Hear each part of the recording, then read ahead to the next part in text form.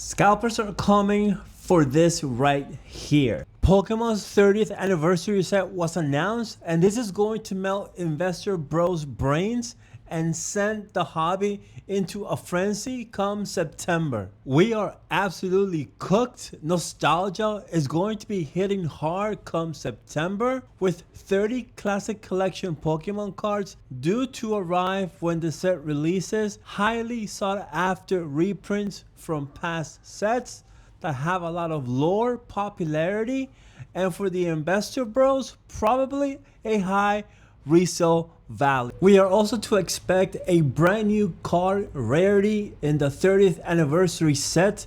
These are futuristic rares, which might be an indication of how cards may be designed in the near future. To be honest, I'm not a big fan of the futuristic artwork. Time will tell whether or not these cards go complete nuclear and start to sell at ridiculous prices in a few months. Let's not forget the franchise's favorite Pokemon, and that is Pikachu, which will be getting 30 different cards by 30 different artists inside of booster packs. Now, I don't know whether these cards are going to also explode in demand by the secondary market.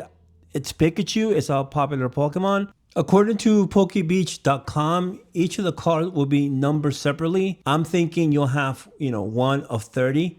So the fact that they're going to be individually numbered, might create some type of demand from the scalpers or even from fans alike who see value in having these numbered Pikachu. At least that is how I am interpreting the numbering system. If I'm totally wrong, hey, by all means, I own up to it, but that's what it looks like to me on the surface. But as crazy this market has been, who knows, maybe even Pikachu is not going to be safe from the FOMO and hype that we all know is going to happen. Now, I want to talk about some of my favorite cards that are going to be in this set, and I'm crossing my fingers that I can at least get my hands on some of these cards if I can score any at retail. I don't have any shiny Pokemon in my PC, so looking at the Shining Celebi from Neo Destiny, that is definitely a must-have